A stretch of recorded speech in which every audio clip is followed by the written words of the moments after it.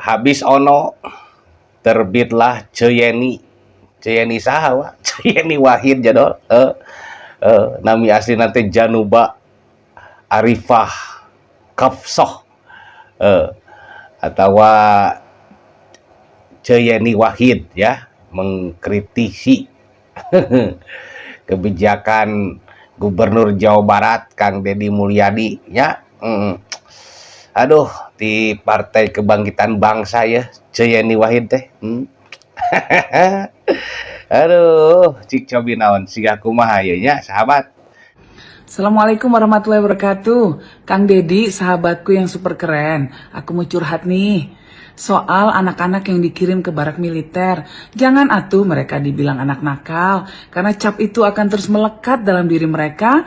Dan itu menjadi narasi yang mereka percayai. Kalau mereka merasa dirinya nakal, dia pasti akan terus berulah ke depannya nanti. Nah, harus dikasih semangat. Dan yang kedua Kang, tolong dong di assessment dulu oleh psikolog-psikolog profesional. Bukan cuma guru BP Kang, karena banyak anak yang masalah itu bisa karena di rumah bermasalah, lalu kemudian di sekolah nggak diterima temannya, dia cari jati diri, cari pengakuan lewat ikut geng motor dan lain sebagainya. Belum lagi anak yang punya neurodivergent, nggak bisa konsentrasi, nggak bisa fokus dan lain sebagainya, sehingga dicap bermasalah oleh guru di kelas. Nah, anak-anak ini tentu persoalannya nggak akan beres dengan hanya disuruh baris berbaris dan disuruh push up kan Kang. Kalau masalah mental tentu harus dihadapi dengan mental juga, pendekatan mental bukan cuma pendekatan fisik. Nah, jadi saya berharap nih Kang, libatkan para psikolog, bukan cuma guru BP. Guru BP itu udah bagus sih, cuma mereka kan tidak punya kemampuan untuk melakukan diagnostik dengan pas. Nah, supaya program ini bisa berjalan dengan efisien, saya harap Akang bisa melibatkan para psikolog agar program ini bisa memberikan dampak yang sangat positif, bukan malah menciptakan trauma baru. Itu sih Kang, karena kan anak butuh dipeluk, bukan cuma teriakin atau disuruh lari-lari, ya kan Kang? Nah, itu masukan dari saya. Semoga Kang Deddy tidak tersinggung. Karena kalau tersinggung takutnya saya malah dikirim ke barak militer nih Kang. Mohon maaf, saya nggak akan bisa deh Kang, nggak kuat lari. Nuhun ya Kang.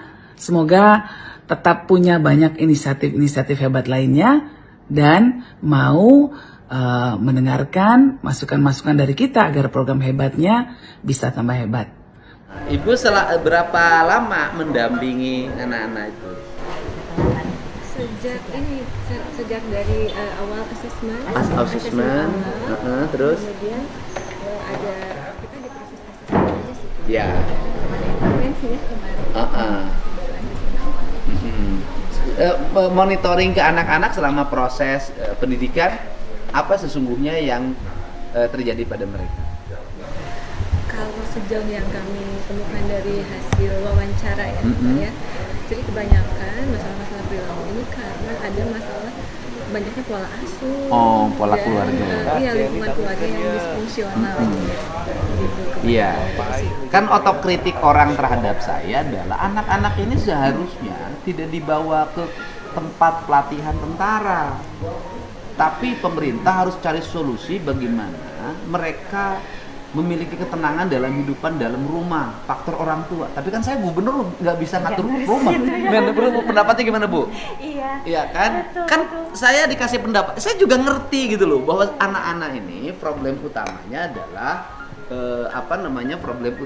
adalah pendidikan dalam sebuah keluarga dan pendidikan di sekolah gitu loh. Problem utamanya adalah itu. Oke, di keluarga. Nah, kan argumentasinya bener tuh.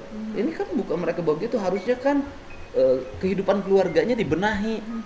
Kira-kira Bu, saya ngurus ada 54 juta penduduk, berapa keluarga? Gimana saya mengintervensi keluarga? Pandangan Ibu sebagai psikolog gimana? Iya betul.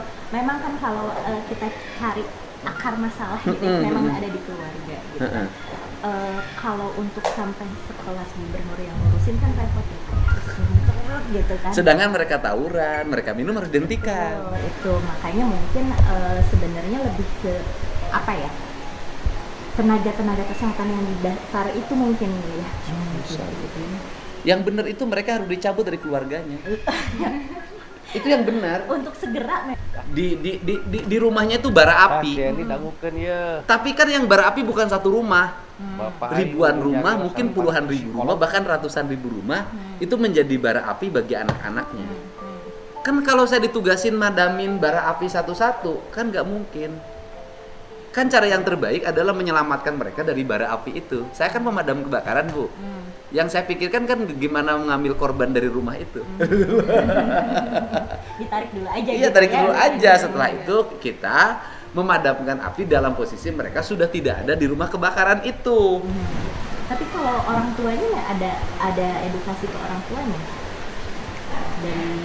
dari programnya. Dari programnya ya harusnya gini, kan ada 273 nih anak-anak ini kan. Orang tuanya nanti psikolog harus mendatangi orang tuanya. Tapi sekarang kita datengin gitu loh. Soalnya kan mereka pulang lagi ya kan. Gitu, pulang Itu lagi. kecemasan saya. Nanti kalau orang tuanya si akar ininya nggak dibenerin, tidak dipadamkan gitu. Tapi tadi kalau kesini. 273 rumah, psikolognya perlu berapa itu? Mungkin ini Nih akan Bu, buat kasih pandangan loh Bu. Habis ini ada gelombang berikutnya, ada gelombang berikutnya yang harus saya tangani. Ini pandangan Ibu gimana? Kan kalau orang ngasih komentar sama saya, semua orang juga bisa. Iya. Nah, tapi kan ini harus diselesaikan. Ibu sebagai psikolog, so, ada 273. Ini dangukeun Iya, ya. betul. Ini kalau untuk entry point gitu ya. Bapak Tadi Bapak Ayu bilang nyari pemadam sareng kebakaran pati diselamatkan dulu nih, gitu ya, dari lingkungan yang toksik gitu ya. Mungkin nanti kan akan kembali lagi nih ke lingkungannya gitu ya. Nanti setelah itu memang kalau bicara anak kan tidak berdiri sendiri ya. Ada lingkungan di sana gitu ya. Ada lingkungan sekolah, keluarga terutama gitu ya. Nah, ini kita perlu membuat sistem yang terpadu gitu ya selanjutnya gitu ya. Dibuat sistem itu setelah apinya padam. Gitu ya, karena kan mereka nanti akan kembali lagi ke keluarga ya Pak ya. Mending kalau mereka punya keluarga. Kalau nggak punya kayak anak-anak yang sini. Makanya kan saya tadi diwawancara oleh wartawan Tempo, ya kan menanyakan bahwa KPAI meminta ini dievaluasi. Saya katakan begini deh, sebaiknya jangan sibuk ngurusin saya dan jangan sibuk ngurusin orang yang lagi ngurusin orang. Kan lebih baik cari kesibukan lain yang di tempat ada orang yang tidak diurus. Maksud saya ini nih orang udah diurus nih, udah deh biarin sama kita dulu diurus. Jangan terus-terusan orang yang diurus dikomentarin, dikritik, terus kemudian terus-terusan dicari salahnya apa. Lebih baik kan nyari anak-anak yang tidak diurus. Yang ribuan tuh banyak deh masih berkelahi di jalanan. Maksud saya gitu, udah deh ini mah urusan saya mau lagi sih diurus. Kayak gini loh Bu, kan kita marah kadang-kadang.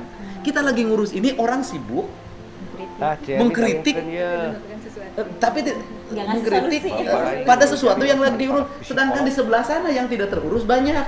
Udah deh kamu itu aja urus. Ini udah biarin. Tapi di kita ini biasa Pak. Kalau di kita ini kalau orang lagi ngurus sesuatu ribut. Tapi kalau orang diam udah diomong. Makanya saya tadi ke wartawan Tempo itu, saya katakan harusnya, saya bilang kan, sekarang itu yang dikritik itu adalah para pemimpin yang diam. Yang anak tawuran dibiarkan, anak mabuk nggak ada tindakan, minuman keras beredar di mana-mana, nggak ada operasi. Itu yang dikritik. Jangan yang lagi sibuk, lagi kerja dikritik. Dan itu biasa dalam terminologi kehidupan kita begitu Bu. Di rumah itu yang akan sering dimarahi oleh orang tuanya itu yang kerja. Cuci piring kurang bersih, kotor, ya kan? Makan keasinan, masak asin, nyetrika nggak rapi. Kamu ini gimana nyetrika nggak bener? Nyuci nggak bersih. Kamu nih nyuci nggak bener. Yang enak tuh yang tidur. Jadi marahin tidur. Iya kan Bu? Kan harusnya yang dimarahin yang tidur, bukan yang kerja. Ini kayak gini Bu, kayak orang mimpin apel. Kan banyak pejabat mimpin apel. Terus banyak yang tidak masuk. Si pimpinan apel ini marahin yang masuk. Pasti kan pidatonya panjang tuh, 2 jam, 3 jam kan? Kan yang enak nggak masuk Bu. Udah tiduran di rumah nggak dimarahin. Nah, secara umum mereka tuh toxic problem di rumah. Iya, kebanyakan memang masalahnya itu keluarganya disfungsional gitu. Disfungsional. Pola asuhnya. Pola asuhnya. Betul. Jadi itu yang mungkin kami juga kemarin memikirkan gitu ya, sistem kan ini harapannya sustain gitu Pak, berkelanjutan ya. Ini berkelanjutan. Sayang gitu Pasti. di barak sudah baik gitu ya, mungkin Ya minimal mungkin ya kalau sekarang ya 2 seminggu sekali cocok nggak anak-anak dikumpulin untuk persami perkemahan Sabtu Minggu? Menurut Ibu? Iya. Untuk waktunya sih nggak ada masalah durasinya ya. Lebih ke Jadi mereka Jumat Sabtu Minggu Bu, perkemahan Jumat Sabtu Minggu. ya, itu bisa salah satu alternatif kegiatan yang baik juga ya untuk sustain ini tadi ya, untuk berkelanjutan. Yang penting aktivitasnya, konten gitu ya, Oke. konten isi kegiatannya memang memenuhi tadi kebutuhan aspek-aspek yang dibutuhkan remaja ini Ya, ya. cuman kan tempatnya paling beda. Nah, karena Dodik ini kan diisi angkatan baru nih. Nah, nanti mereka ngisi di balai latihan kerja yang SDM. Iya. Kan balai yang biasa dipakai ASN untuk pelatihan. Itu sebenarnya